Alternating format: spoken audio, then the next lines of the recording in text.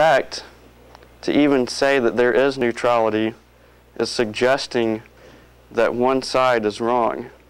If we say there's neutrality, we're contradicting the Bible. That's making a judgment against the Bible, which is saying it's wrong, which is not being neutral. So there is no neutrality.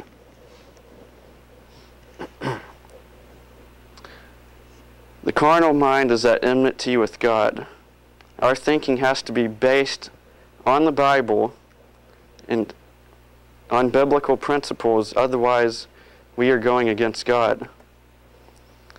So we ask, is the Bible our standard, or is man's word our standard?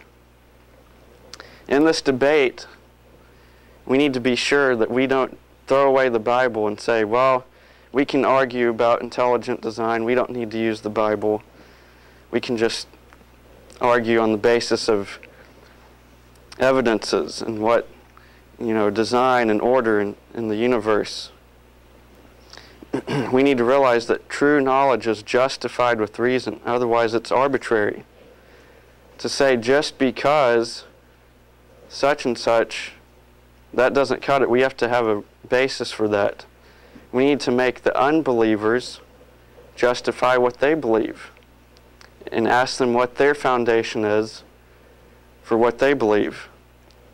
They often will say to us, oh, tell us why you believe thus and so. We need to turn that around on them and say, explain to me why you believe these things which don't make sense in your worldview, if evolution was true. Because unbelievers have to borrow from these biblical principles, these preconditions of intelligibility, in order to know anything for sure at all.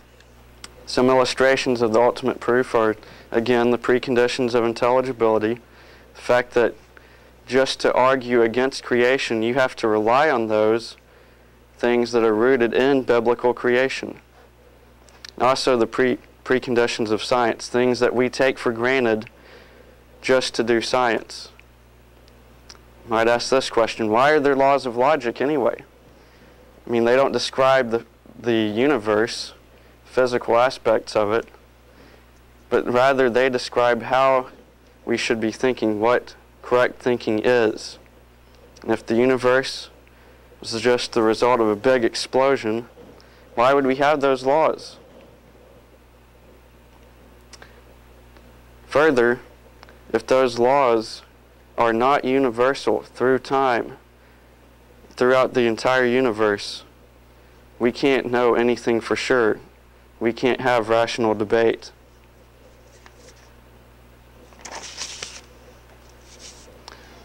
You might think of it this way. Think of two people arguing about whether or not air really exists. Okay, you have one person that's saying there is air, another person says there is not air. The person that says there is not air, just in order to argue against air, he has to use air. Okay, he doesn't have to believe in the air, just like the non-Christians don't have to believe in God, but they have to rely upon the existence of God, the creation that He made, just to argue against it. So they are stealing from our worldview, from our presuppositions, just to function. Preconditions of science. The universe is understandable. We take for granted that we can look out into the universe and understand certain things. We can't really do science if we think, I'm not going to be able to understand anything. We take for granted that there is logic in the universe. We take for granted that it's orderly, and that it exhibits laws, principles of mathematics, physics, and chemistry. These laws the laws are consistent through time and space, even though the conditions might vary in different parts of the universe. Things like, for example, Noah's flood. Okay, God worked through the laws of the universe, scientific laws, but He maybe sped them up a little bit. The rates were faster. Rock layers were laid down quickly, things like that. The Bible provides the basis for those preconditions of science. 1 Corinthians 14:33, Jeremiah 33:25 both tell us that God is orderly. He's a God of order. The creation, the universe reflects that, shows the reflection of His nature. Hebrews 1:3 tells us that God upholds all of creation. That shows consistency, that the laws of the universe are universal. They are consistent through time. God is consistent. Numbers 23:19, 1 Samuel 15:22. God is everywhere. He's outside of time. 2 Peter 3:8. God has established physical cycles and seasons which will continue as long as the earth exists. Genesis 8:22, Jeremiah 33:20 through 21 tells us about that.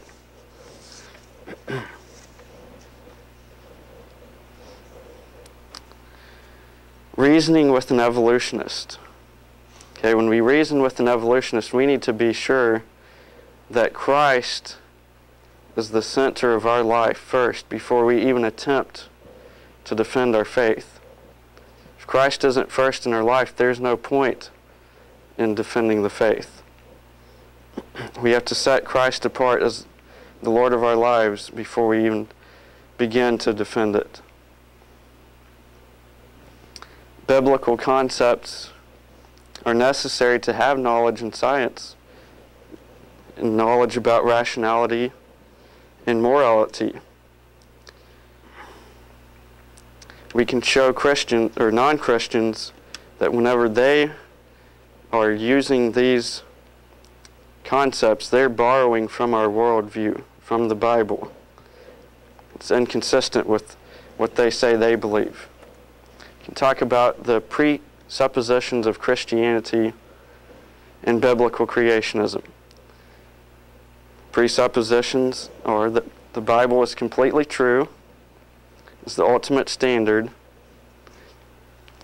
that an all-knowing, ever-present, all-powerful, triune God created the entire universe, that there are laws of logic, that there is uniformity in nature, that we can rely on our senses, and that there is an absolute standard for all morality.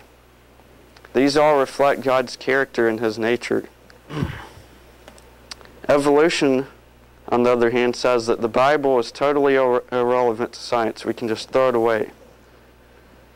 Sometimes presuppositions might be empiricism, like I said earlier, or naturalism, that everything came about by purely naturalistic means, just totally randomly and apart from God, or humanism, that we determine what's true. Sometimes even evolution itself is a presupposition. They take for granted that evolution happened. Say we know evolution is true because we see evolution happening. It's circular reasoning. They also assume that it's possible to have a neutral interpretation of the evidence. As I said, you can't do that. The Bible tells us that knowledge is impossible apart from knowing God. Romans 1:21 through 23 talks about how each person has built into them a fundamental knowledge of God. When they look out in the universe, they should see God, the evidence that there is a God, that there is a Creator, so they are without excuse. When we reject those biblical principles, it leads to futile thinking.